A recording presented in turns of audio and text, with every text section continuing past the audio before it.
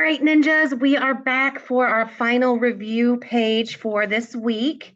Hopefully you have already solved all the problems to see how much your toolbox remembers some of these older skills. So I'm going to go over them together, and hopefully you have a little checking pen where you can check your work and get a lot of happy faces on there. All right, we'll go ahead and get started. What number is multiplied by 5 is 45? Something times 5 is 45. That should have been pretty easy. Skip count by 5s and you should have gotten 9. And we bubble in 9. Geometry, that's one we haven't done in a while. Select all the terms that can be used to describe this shape. Is it a polygon? Yes, it is a closed shape. Is it a parallelogram? No, we talked about that yesterday, because if I drew a line, these would eventually cross, and a parallelogram has to have two sides, two groups of parallel lines. Is it a square? Nope, because all four sides are not the same, and there are not four right angles. Is it a quadrilateral? 1, 2, 3, 4. Yes. Is it a rhombus? No. So it was just those two answers. And remember that select all means there's always more than one answer. What is the product of 6 and 8? Remember, product is multiplication, so that should have been pretty easy. If you know your facts, again, you can also use your repeated addition. 8 plus 8 plus 8, 8 plus 8 plus 8, 6 groups of 8. And the related division equation, remember you work backwards, or you could have had that. And remember with division, just like subtraction, the biggest number comes first. Okay. Okay, which of these comparisons are correct? Select all. So we know we're going to have more than one answer. And all of these problems have the same numerator. And remember, if the numerator is the same, you look at the denominator, and the smaller number has the bigger pieces. So that would be the answer for what's greater. Remember, because the fewer you break up a part, the bigger the pieces are. Like if you wanted to give away half a cookie, you're splitting it in 2 pieces, so they're big. But if you have 4 friends, you're going to have smaller pieces. So the smaller number has the bigger pieces, so this would be correct. That is greater. 5/6 is greater than 5/8. And you could have also used your fraction strip to help check, but again, you don't get a fraction strip on the test. Okay, smaller numerator, smaller denominator, so my pieces are bigger, so that one is also correct. Now, if you get confused on that, you can always draw the shapes.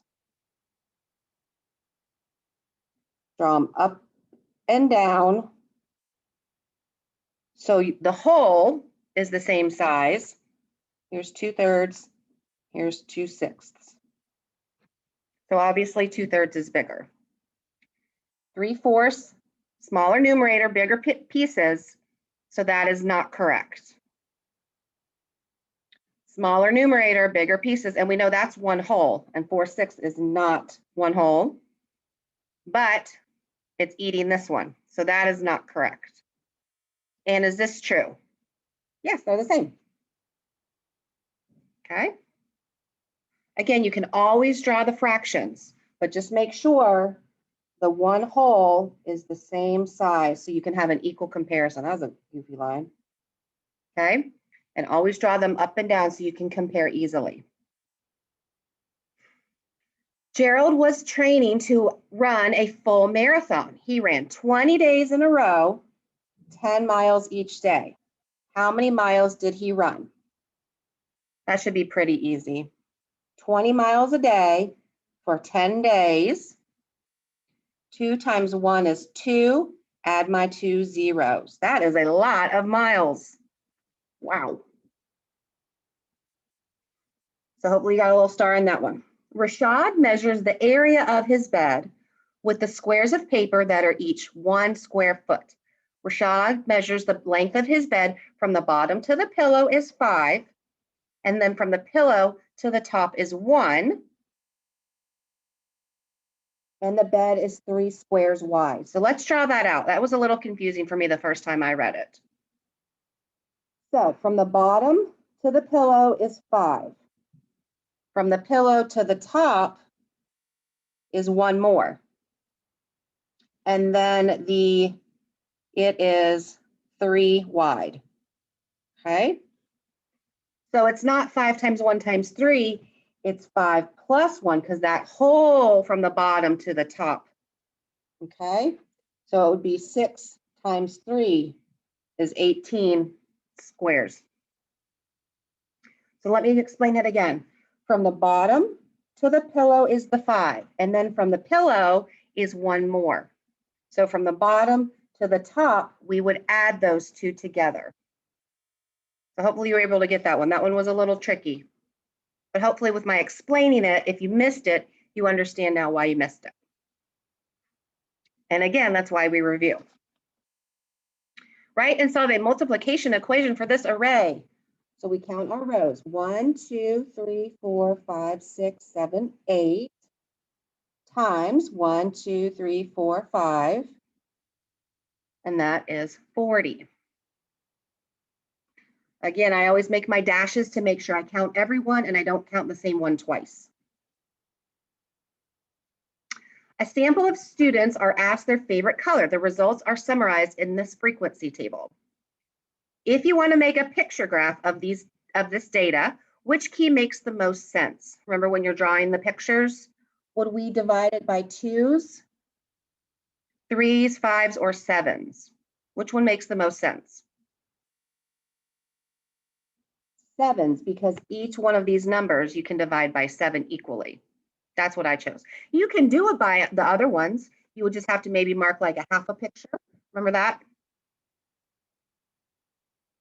But to me, dividing it by 7s makes the most sense because each one you can divide by 7. Okay, this one is a little different. Which rectangle has a larger area? Explain how you know. So if this one is worth a square, then I would have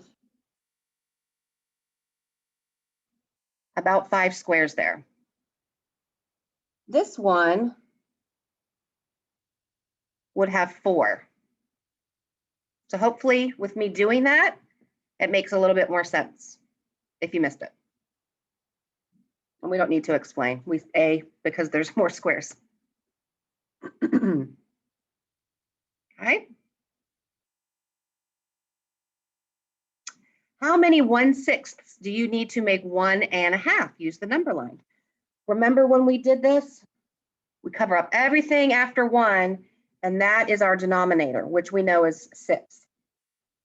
So then I can label it 1 6, 2 6, 3 6, 4 6, 5 6, 6 6, which is 1, 7 6, 8 6, 9 6. We would need 9 6 to get to our dot 1 1/2. Okay, so we would color in our chart, if you remember from the other day, 9, fraction symbol, 6.